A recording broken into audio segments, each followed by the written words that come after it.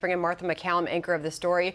Martha, my heart just skipped a beat because that video we've been showing of that baby that was lifted up and given over into the hands of U.S. forces. I mean, it gets you every time you see it. And we have now, from Jennifer Griffin at the Pentagon, the U.S. Marine has been identified in that video who helped lift that baby to safety over the airport wall. Just getting the new details of that. I can confirm this is attributed to a Major Stim Stinger. I can confirm that uniformed service member depicted in the video is a Marine with the 24th Marine Expeditionary Unit.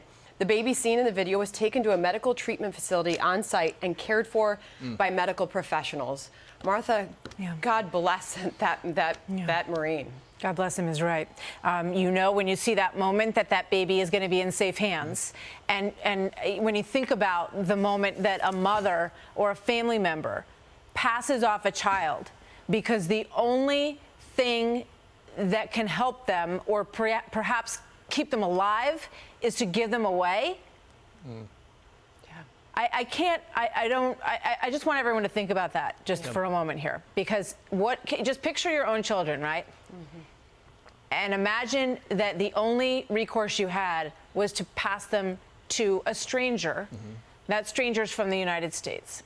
So we know that this baby will be taken care of. We pray that this family will be reunited. And the other thing that I want to say about that, Sandra and Trace, is that I think about the reunification of families, and I look at the way that this administration has handled the southern border. And they claim that they are doing what is compassionate, that they are not separating these families, okay? And that's one argument to be made.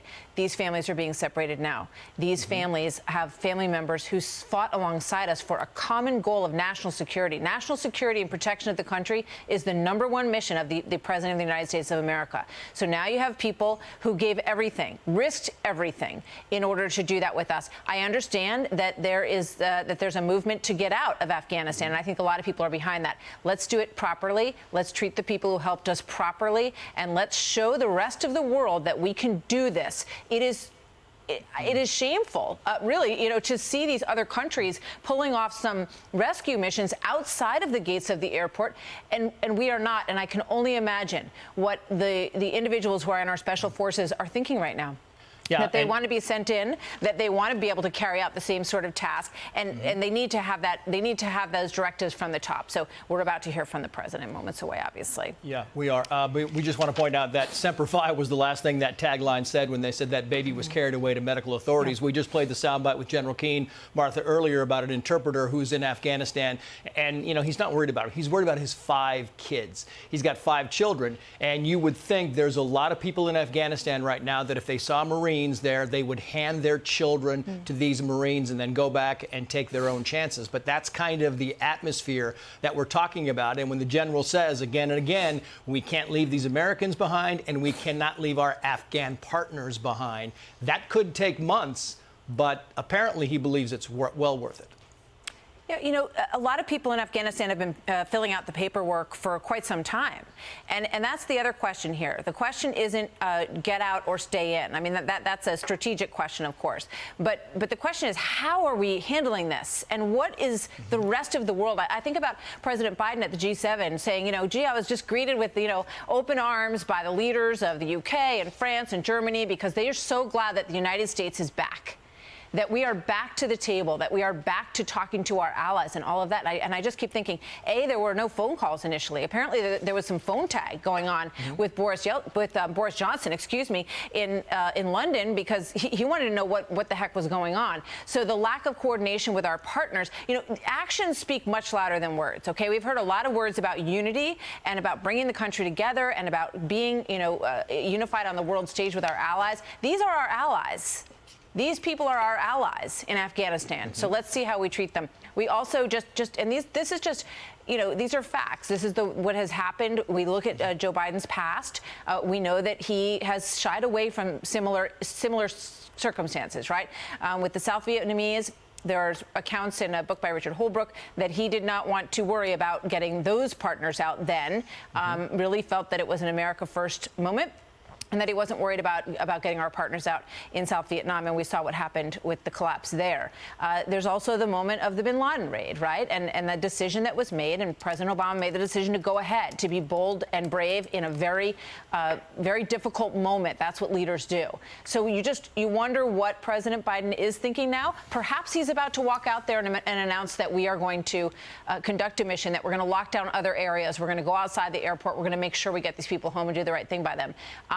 But I would also say, with regard to what General Keane just said moments ago, my guess is that at the top of this, you're going to hear what a great job they're doing, how many thousands of people have gotten out, and you're going to hear that the temporary pause that we saw of for 8 hours of nobody getting out was because there's a backlog in Qatar, which is at this point the only country that's helping us to get people out, although we have asked other countries to be helpful. And, you know, the Putin story, apparently he shut down that option about some of the bases in Tajikistan and nearby. So they're in a tough position at the White House. We all hope that things are going to turn around and that all these people are going to get out safely. As Americans, we all hope that we get our arms around this and quickly and prove that we can perform and we can execute this in a way that reflects the values and what we expect. And work with the international community and our allies. We There's hope no reason we why hear we can't pull some this sort off.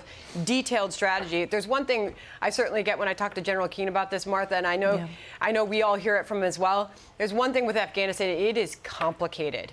When you talk about solutions, when you talk about resolving this chaos and this mess, but there has been such awkward messaging coming from the military leaders, coming from the White House, coming from the Pentagon, from our national security advisor. I mean, that's been unnecessarily complicated. Why can't they get the messaging straight as we fight this chaos? You know, I think just on a human level, you can look at the folks that are standing at the podium and even at the military leadership the other day, and they appear to be a bit set back by all of this. I think that they have all admitted that these cities and especially Kabul fell a lot faster than they thought. And we understand that sometimes things play out in a way that no one anticipates. And we were also told that there were contingency plans if indeed that would happen. We also know now that back in July, according to the State Department, there were a lot of warnings that Kabul could fall a lot more quickly than anyone was anticipating. So that's, I think, is the question. You know, you want to see leadership from the very top. You want to see confidence in the way this is carried out. You want to see our great military performing the duties that they have trained to do. And as General Keane has said, they can pull off these missions outside of the airport and get people out and register pickup points. Obviously, there is risk involved in that. There is risk involved in that. Yeah. And if that's the way they go, we pray and hope that it goes smoothly. But it is the kind of mission that we do expect to see carried out. We know that is exactly the type of mission that a lot of these teams train for. Yeah, we anticipate the president is going to come out any minute now and speak, but I want to kind of rewind the clock, if I can, Martha, back to Monday, because as of last Monday morning, amid all the chaos, the only thing that was on President Biden's schedule was the daily briefing. Now, clearly, he did come out later in the day and speak, but it makes you wonder if he's reacting instead of being proactive. Is he reacting to the pressure? He's coming out today to speak, but there's this idea that instead of going forward and saying we are going to guide the American people through this step by step, they're kind of waiting to see what the pressure is and what the polling is. You know, I think it'll be interesting to see the president's tone here. We saw his tone with George Stephanopoulos yesterday morning. He seems to feel like this is going pretty much as expected. He said, you know, we knew that it would be chaotic. Chaos is inevitable in pulling out. And that may be true to a certain extent. But there's a lot here in terms of Bagram Air Base and some of the preparations for this, and perhaps getting people out, you know, in a somewhat under the radar way over the course of the last, 4, 5, 6 weeks. What could have been done there? You know, but he seems overall that the tone he's chosen so far is to say, look, this is what the American people want. They want to leave Afghanistan. I promised them that we would. The chaos that we're seeing is inevitable, and we're going to get through this. And they hope to move on. They hope to talk about something else. I think they'd rather talk about COVID at this point, given what's been on the president's schedule so far this week. Obviously a big story, but one that they would rather focus on at the moment, it seems. Martha MacCallum, thank you. You're going to stand by.